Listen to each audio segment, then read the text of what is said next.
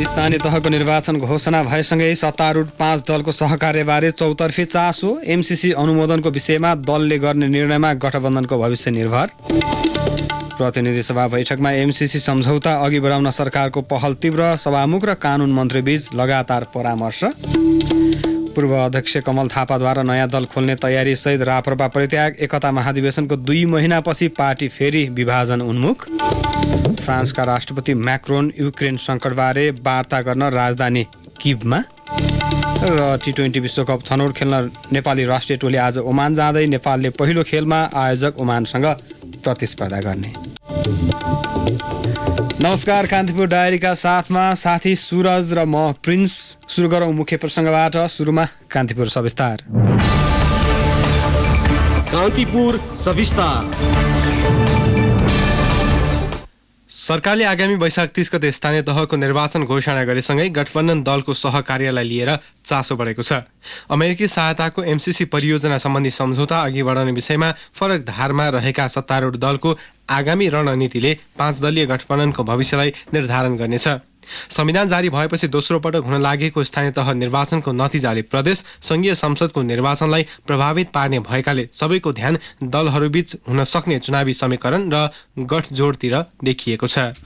स्थानीय तह निर्वाचनको मिति घोषणा पश्चात सबै संशयहरू दूर भएका छन्। गठबन्धन सरकारलाई आवधिक निर्वाचन नगर्ने मनाशय पालेको भन्ने आरोप आफैमा खण्डित भएको छ। दलहरू निर्वाचनमा होमिसकेका छन्। निर्वाचन आयोगले पनि तयारी तीव्र पारेको छ। तर पछिल्लो समय एमसीसी सम्झौता अनुमोदनलाई लिएर सत्तारूढ घटक दलबीच नै मत बाजिएपछि गठबन्धनको भविष्यलाई लिएर प्रश्न उठेको छ। प्रधानमन्त्री शेरबहादुर देउवाले सम्झौता अनुमोदन गर्नुपर्ने अडान लिन थालेपछि गठबन्धनको भविष्यलाई लिएर विभिन्न कोणबाट विश्लेषण हुन थालेका छन्। जसपा संघीय परिषद अध्यक्ष डाक्टर बाबुराम भट्टराई भने स्थानीय तह निर्वाचनमा दलहरूले आफ्नो पार्टीको एजेन्डा लिएर जाने भएकाले एमसीसीको मुद्दाले फरक नपर्ने तर्क गर्छन्। होइन, बहुदलीय लोकतन्त्रमा त हुनै पर्छ भन्ने पनि छैन नि। यहाँ अलग छौँ। नेपाली काङ्ग्रेस एउटा उदारवादी लोकतन्त्र पक्षधर छ।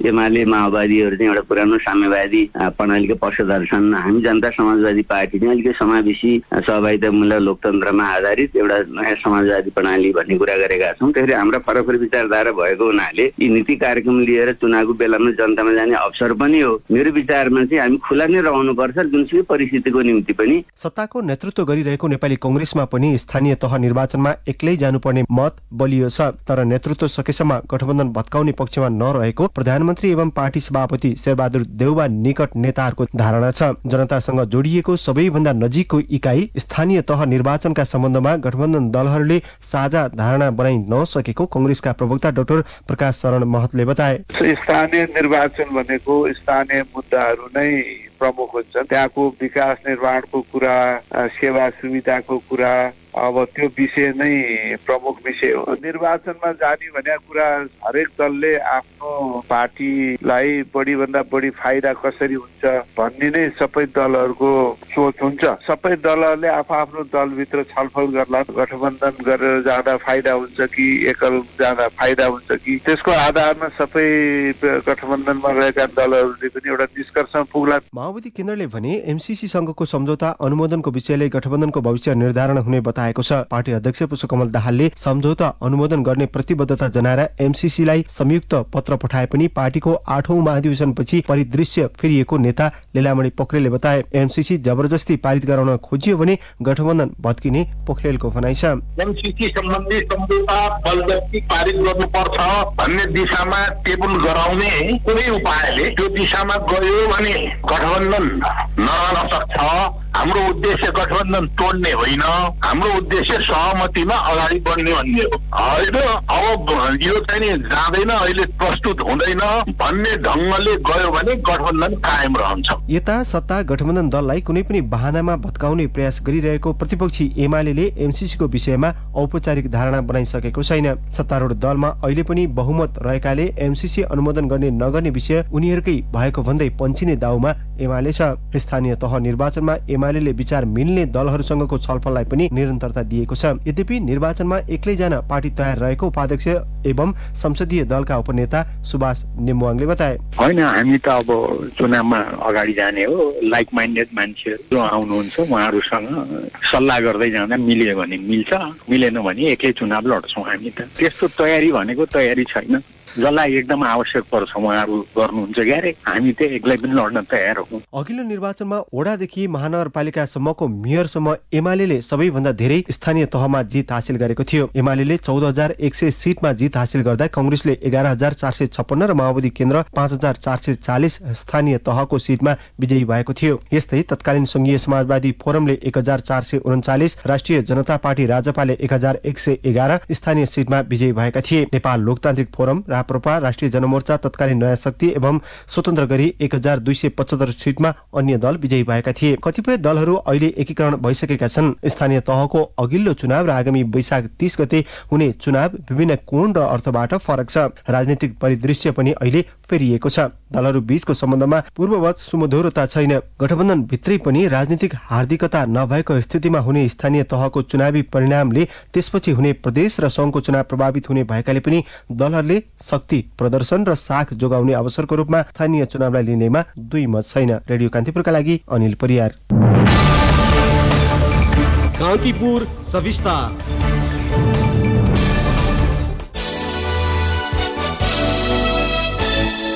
एमसीसी परियोजना सम्बन्धी सम्झौताबारे चौतर्फी चासो बढिरहेका बेला संसद सचिवालयले प्रतिनिधि सभाको भोलिका लागि तय भएको बैठकका लागि सो सम्झौताको एजेन्डा नराखी सम्भावित कार्यसूची सार्वजनिक गरेको छ। भोलि अपराह्न 1 बजे बस्ने बैठकको सम्भावित कार्यसूचीमा थारू आयोगको वार्षिक प्रतिवेदन पेश गर्ने र तत्कालीन संविधान सभा सदस्य जगत बहादुर ताजपुरियाको निधनमा शोक प्रस्ताव पेश गर्ने उल्लेख छ। यसैबीच सभामुख अग्निप्रसाद सापकोटाले संसद बैठकको एजेन्डा तय गर्न कार्य व्यवस्था परामर्श समितिको बैठक आह्वान गर्नुभएको छ। भोलि बिहान 11 बजे बस्ने समितिको बैठकमा एमसीसी सम्झौताको विषयले प्रवेश पाउने सम्भावना रहेको सचिवालय स्रोतले बताएको छ। यसैबीच सरकारले सम्झौता संसदमा पेश गर्ने पहललाई तीव्र बनाएको छ। सम्झौता अघि बढाउने विषयमा कानुन, न्याय तथा संसदीय मामिला मन्त्री दिलेन्द्र प्रसाद बडुले आज पनि सभामुख सापकोटासँग परामर्श गर्नुभएको छ। प्रतिपक्षी एमाले संसदको अवरोध खोल्ने संकेत नदेखिए पनि सरकारले एमसीसीको विषय अघि बढाउन पहल गरिरहेको हो। सोही क्रममा सभामुख सापकोटा र कानुन मन्त्री बडुबीच छलफल भएको हो। यसअघि पनि उहाँहरूबीच एमसीसी सम्झौता अघि बढाउने बारे पछिल्लो सातामा 2 पटक छलफल भइसकेको छ।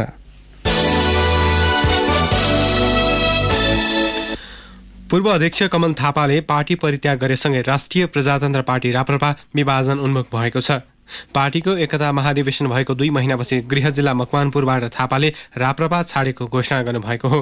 थापाले हेटौडामा आयोजित पत्रकार सम्मेलन मार्फत आफू बाध्य भएर पार्टी छोड्ने निर्णयमा पुगेको बताउनुभयो। अत्यन्त भारी मन तथा पीडा बोधका साथ मैले राष्ट्रिय प्रजातन्त्र पार्टीबाट अलग हुने निर्णय गरेको छु। पार्टीभित्र देखा पर्न थालेको सैद्धान्तिक विचलन तथा गलत प्रवृत्तिलाई सुधारेर मेरो बाँकी क्रियाशील राजनीतिक जीवन पार्टीभित्रै बिताउने र पार्टीमै रमाउने उत्कट चाहना भए तापनि आफ्नो कुराको सुनवाई नहुने भएपछि मैले यो अप्रिय निर्णय लिन बाध्य भएको हो। गत मङ्सिर अन्तिम साता भएको पार्टी महाधिवेशनका अध्यक्षमा राजेन्द्र लिङ्गदेनसँग पराजित भएपछि थापाले आफ्नो हारमा पूर्व राजा ज्ञानेन्द्र र निर्मल निवासको हस्तक्षेप मुख्य कारण रहेको बताउँदै आउनु भएको छ। सोही विषयलाई लिएर थापाले पार्टीको केन्द्रीय कमिटीमा पूर्व राजाको हस्तक्षेपबारे छानबिन गर्नुपर्ने माग समेत राख्नु भएको थियो। पार्टी परित्याग गर्दै थापाले राप्रपाका नेताहरूसँग आफ्नो कुनै गुनासो नरहेको बताउनुभयो। राप्रपामा रहँदा पार्टीका साथी, सहयोगी र शुभचिन्तकहरूबाट प्राप्त सहयोग, सद्भाव र स्नेहप्रति म सदैव आभारी रहनेछु। पार्टीमा रहँदा बिताएका क्षणहरूप्रति म सदैव गौरव गरिरहनेछु। राप्रपाका कुनै साथीहरूसँग मेरो वैरभाव छैन। थापाले हिन्दुत्वको एजेन्डा सहित नयाँ पार्टी खोल्ने गृह कार्य गर्नुभएको बताइएको छ। अध्यक्षमा राजेन्द्र लिङ्गदेनसँग 179 भोटले थापा पराजित भए पनि उहाँ निकट थुप्रै नेताहरू पदाधिकारीमा निर्वाचित भएका छन्। राप्रपाको वर्तमान कार्य समितिमा रहेका थापा निकट नेताहरूले भने उहाँको पार्टी परित्यागबारे मुख खोलिसकेका छैनन्।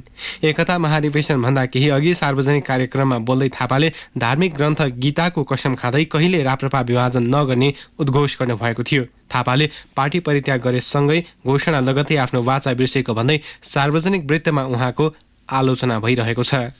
यसैबीच राप्रपाले पार्टीबाट अलग हुने घोषणा गरेका थापालाई आफ्नो निर्णयमा पुनर्विचार गर्न आग्रह गरेको छ। अध्यक्ष राजेन्द्र लिङदेनको अध्यक्षतामा आज बसेको पार्टी पदाधिकारी बैठकले महाधिवेशनपछि राप्रपाको लोकप्रियता बढिरहेका बेला पार्टीबाट अलग हुने निवर्तमान अध्यक्ष थापाको निर्णय अप्रत्याशित भएको निष्कर्ष निकालेको हो। थापाको बहिर्गमन घटनाबाट दुविधामा नपर्न र विचलित नहुन पार्टी पङ्क्तिलाई आग्रह गरिएको प्रवक्ता मोहन श्रेष्ठले जानकारी दिनुभयो। कान्तिपुर डायरीमा अब ब्रेकको पालो। ब्रेकपछि अब बाँकी प्रसङ्ग। पछिल्लो पटक नेपालमा 1957 जनामा कोरोना संक्रमण पुष्टि भएको छ। 8587 पीसीआर परीक्षणमा 1184 र 4105 एन्टिजेन परीक्षणमा 773 जनामा कोरोना संक्रमण पुष्टि भएको स्वास्थ्य तथा जनसङ्ख्या मन्त्रालयले जनाएको छ। एकै दिन 5103 जना कोरोना संक्रमण मुक्त भएका छन्। सोही अवधिमा 11 जना संक्रमितको मृत्यु भएको छ। यो सँगै नेपालमा कोरोनाका कारण मृत्यु हुनेको संख्या 11838 पुगेको मन्त्रालयको तथ्याङ्क छ। नेपालमा सक्रिय संक्रमितको संख्या 36181 रहेको छ।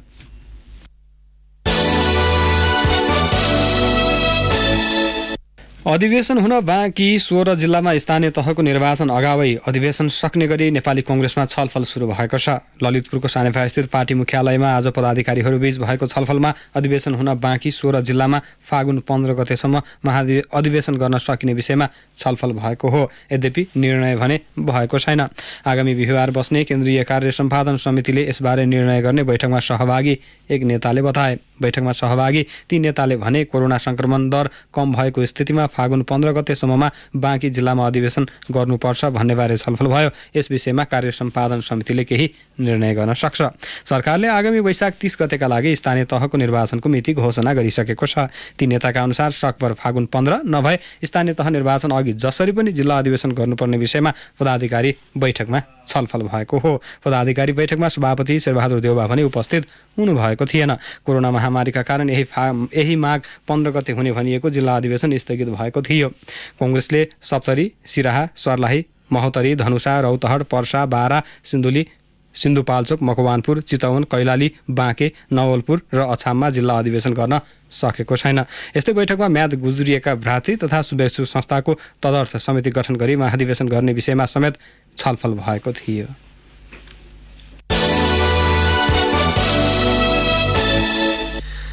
सरकारले आगामी वैशाख 30 गतेका लागि स्थानीय तहको चुनाव घोषणा गरेसँगै निर्वाचन आयोगले मतदाता नामावली सङ्कलन स्थगित गरेको छ। निर्वाचन कानुन अनुसार चुनावको मिति घोषणा भएपछि मतदाता नामावली सङ्कलन स्थगित गरिएको आयोगका प्रवक्ता शालिग्राम शर्मा पौडेलले बताउनुभयो। प्रवक्ता पौडेलका अनुसार पुस 7 गतेसम्म अद्यावधि गरिएका मतदाता संख्या 1,62,43,110 रहेको छ। मतदाता नामावली सङ्कलनको पछिल्लो तथ्याङ्कको अद्यावधि गरेर अन्तिम नामावली प्रकाशन गर्ने आयोगको तयारी छ। पछिल्लो मतदाता नामावली सङ्कलनमा करिब 12 लाख थपिने सम्भावना रहेको प्रवक्ता पौडेलले बताउनुभयो।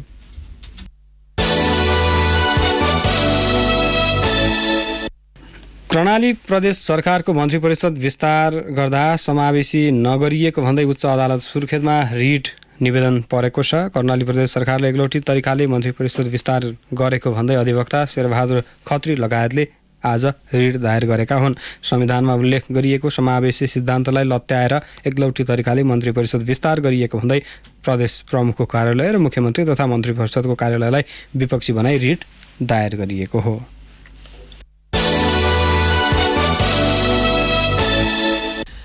महिला बालबालिका तथा ज्येष्ठ नागरिक मन्त्री उमा रेग्मीले काठमाडौँको भ्रेकुटी मण्डप क्षेत्रभित्र भाडा नतिर्ने र अनियमितता गर्नेमाथि तत्काल कारबाही गरिने चेतावनी दिनुभएको छ। भ्रेकुटी मण्डप क्षेत्रको अनुगमनका क्रममा उहाँले त्यहाँभित्र रहेका व्यापारीले स्टल भाडा समेत नतिरेको पाइएको बताउनुभयो। हङकङ बजार सहित भाडामा लिएका अन्य भवनको अनुगमन गर्दै उहाँले अनियमितता गर्नेलाई कारबाहीको दायरामा ल्याइने बताउनुभयो। भ्रेकुटी मण्डप क्षेत्रको भाडा लगाउने काम बिचौलियाले गरिरहेको उल्लेख गर्दै मन्त्री रेग्मीले अब सोझै समाज कल्याण परिषदले भाडा सम्झौताको व्यवस्था गर्नका लागि तयारी भइरहेको बताउनुभयो। अव्यवस्थित रूपमा रहेका घर टहरा, तरकारी बजार, फन पार्कको उचित व्यवस्थापनका लागि खाली रहेका जग्गालाई उपयोग गर्ने रणनीति समेत बनाएको उहाँको भनाइ छ।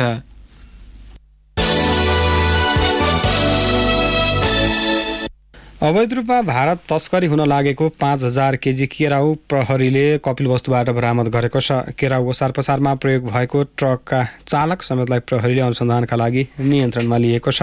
यशोधरा गाउँपालिका 7 मर्यादापुरबाट प्रहरीले भारतीय नम्बर प्लेटको ट्रकबाट 5 लाख रुपैयाँ बराबरको 5000 केजी केराउ बरामद गरेको हो। पक्राउ पर्नेमा ट्रक चालक भारत सिद्धार्थनगर इटवा घर भएका 27 वर्षीय धनप्रकाश अग्रहरी रहेका छन्। तराईका जिल्लाहरूबाट भन्सार छलेर केराउको तस्करी हुने गरेको छ।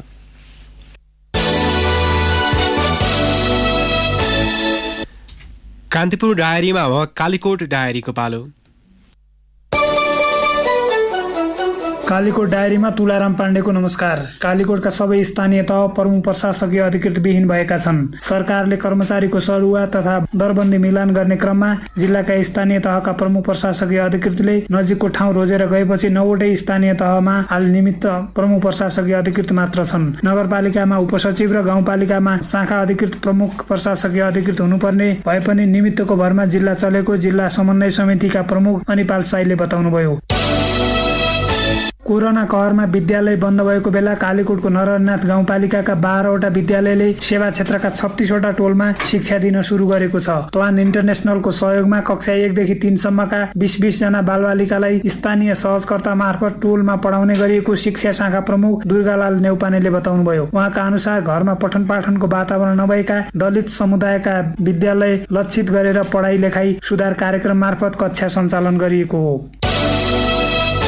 कालीकोटमा हाल 67,000 भन्दा बढीले पूर्ण मात्राको कोरोना विरुद्धको खोप लगाएका छन्। स्वास्थ्य सेवा कार्यालयका अनुसार हालसम्म 67,798 जनाले पूर्ण मात्राको कोरोना विरुद्धको खोप लगाएका हुन्। 1,45,000 जनसङ्ख्या भएको कालीकोटमा 85,004 जनाले पहिलो मात्राको खोप लगाएका छन् भने 2,488 जनाले बुस्टर डोज लगाएको स्वास्थ्य सेवा कार्यालयका सूचना अधिकारी कटक बहादुर महतले बताउनुभयो।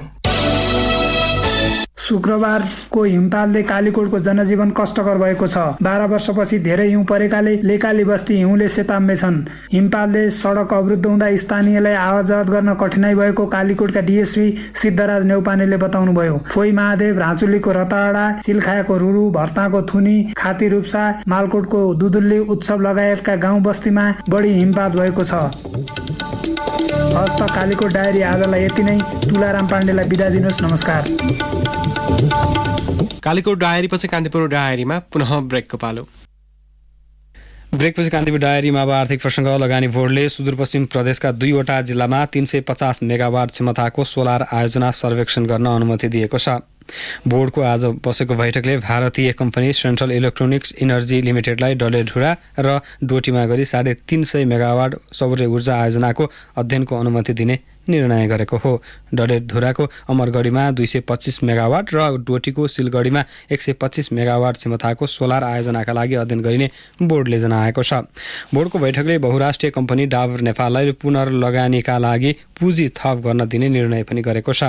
बैठकले डाबर नेपाललाई 9 अर्ब 68 करोड रुपैयाँ बराबर पुँजी थप गर्न दिने सम्बन्धी प्रस्ताव स्वीकृत गरेको हो। डाबरले उत्पादन क्षमता वृद्धिका लागि प्लान्ट स्थापना गर्न नेपालमा आफ्नो पुँजी थप गर्नका लागि लामो समयदेखि प्रयास गरिरहेको थियो। यसरी थपिने लगानीमा अधिकांश रकम बैंक तथा वित्तीय संस्थाको लगानी र केही रकम डाबरको स्वपुँजीका रूपमा आउनेछ।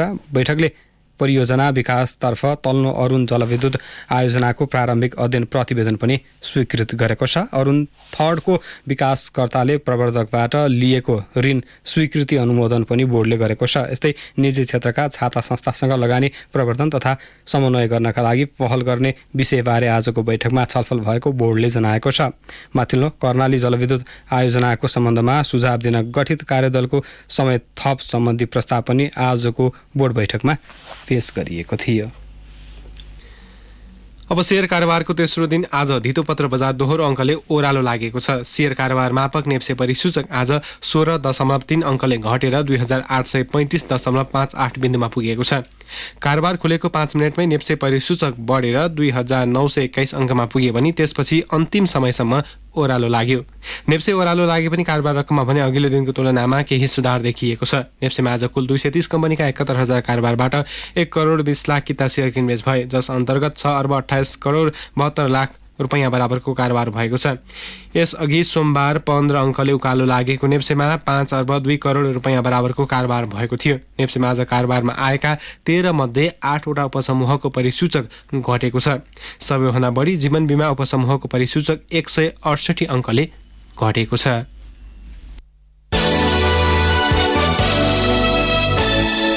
कान्तिपुर डायरीमा अब एउटा अन्तर्राष्ट्रिय प्रसङ्ग। फ्रान्सका राष्ट्रपति इमानुएल म्याक्रोन युक्रेन सङ्कटबारे राष्ट्रपति भोलोडिमिर जेलेस्कीसँग वार्ताका लागि किव पुग्नु भएको छ।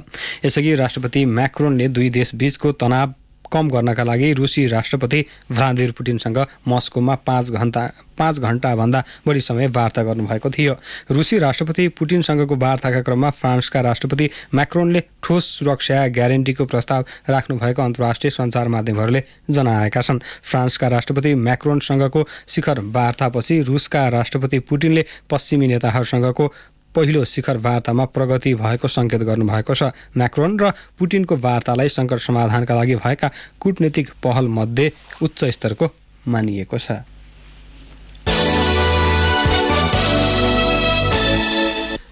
कान्तिपुर डायरीमा अब खेल समाचार। आइसिसी T20 विश्वकप अन्तर्गत ग्लोबल छनौट खेल्न राष्ट्रिय क्रिकेट टोली आज ओमान जाँदैछ। सन्दीप लामिछानेको कप्तानीको टोली राति 8 बजे ओमान प्रस्थान गर्ने नेपाल क्रिकेट सङ्घ क्यानले जनाएको छ। छनौट अघि नेपालले ओमानमा 4 देश सम्मिलित T20 सिरिज खेल्नेछ। सिरिजमा नेपाल सहित आयरल्यान्ड, UAE र ओमान रहेका छन्। विश्वकप छनौटको समूह A मा रहेको नेपालले घरेलु टोली ओमानसँग फिलिपिन्स र क्यानाडाको सामना गर्दैछ। खेलहरू फेब्रुअरी 18 देखि 24 तारिकसम्म हुनेछ। समूह B मा UAE, बहराइन, आयरल्यान्ड र जर्मनी रहेका छन्। नेपालले आगामी फागुन 6 गते घरेलु टोली ओमान विरुद्ध खेल्दै छनौटको सुरुवात गर्नेछ। समूह चरणको खेलपछि शीर्ष 2 टोली दुवै समूहबाट सेमी फाइनलमा प्रवेश गर्नेछन्। प्रतियोगितामा फाइनल पुग्ने 2 टोलीले आगामी अक्टोबर-नोभेम्बरमा अस्ट्रेलियामा हुने T20 विश्वकपमा स्थान बनाउनेछन्। 8 वर्ष अघि नेपालको राष्ट्रिय क्रिकेटबाट विश्वकप खेलेका 4 खेलाडी मात्र ओमान जाने टोलीमा परेका छन्। ज्ञानेन्द्र मल्ल बाहेक शरद भेसावकर, जितेन्द्र मुखिया र प्रदीप ऐरीले यही प्रतियोगिताबाट पुनरागमन गर्दैछन्।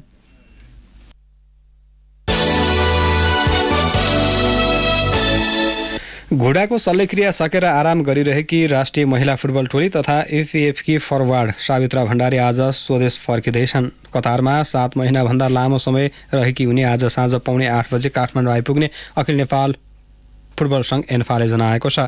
राष्ट्रिय लिग खेल्ने क्रममा गत वर्ष फागुनमा उनको घुँडामा चोट लागेको थियो। चोटकै कारण उनले लिगको अन्तिम 2 खेल गुमाएकी थिइन्। उपचारका लागि उनी असार 12 गते कतार गएकी थिइन्। सावित्राको असार 31 गते कतारको दोहामा रहेको एक अस्पतालमा घुँडाको शल्यक्रिया भएको थियो। सावित्राको नाममा राष्ट्रिय फुटबल टोलीबाट सर्वाधिक 38 गोलको कीर्तिमानी छ। कतार फुटबल सङ्घले नेपाली खेलाडीहरूलाई समय समयमा उपचारमा सहयोग गर्दै आएको छ। सावित्रा अघि नेपाली पुरुष फुटबल टोलीका सदस्य विमल घरती मगरले पनि सोही अस्पतालमा उपचार गराएका थिए।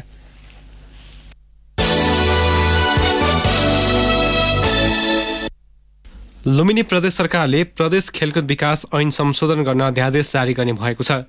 लुम्बिनी प्रदेशको हिजोको मन्त्री परिषदको बैठकले शिक्षा, विज्ञान, युवा तथा खेलकुद मन्त्रालयको प्रस्तावमा प्रदेश खेलकुद विकास ऐन 2078लाई संशोधन गर्न लागेको हो। अध्यादेश जारी गरेर सरकारले प्रदेशका खेलकुद विकास समितिमा नयाँ पदाधिकारी र सदस्य नियुक्त गर्ने तयारी गरेको छ। एमाले कारबाही सिफारिस गरेका 2 प्रदेश सभा सदस्य विमला खत्री ओली र अजय शाहीको कारबाहीको माग गर्दै एमाले निरन्तर प्रदेश सभा बैठक अवरुद्ध गर्दै आइरहेको छ। बैठक सुरु हुन नसकेपछि गत मङ्सिर 1 गते प्रदेशसभाको 9औं अधिवेशन अन्त्य गरिएको थियो। एमाले प्रदेशसभामा अवरोध कायमै राख्ने बताएपछि हिउँदे अधिवेशन आह्वान भएको छैन। खेलकुद सम्बन्धी नियुक्ति र निर्णय तत्काल गर्नुपर्ने भएकाले आवश्यक देखिएकाले खेलकुद विकास ऐन संशोधन गर्न बनेको अध्यादेश जारी गर्न सरकारले प्रदेश प्रमुख अमिक शेरचन समक्ष सिफारिस गर्ने निर्णय गरेको मुख्यमन्त्रीका प्रेस सल्लाहकार मानसिंह विश्वकर्माले जानकारी दिनुभयो। प्रसङ्गसहित कान्तिपुर डायरीको यो बुलेटिन अहिलेलाई यहीँ सकिन्छ। राति 8 बजे सेक्युरिटी एन्ड क्राइम डायरीका साथमा हामी पुनः उपस्थित हुने नै छौँ। तबसम्मलाई साथी सुरज र म प्रिन्स बिदा हुन्छौँ। नमस्कार।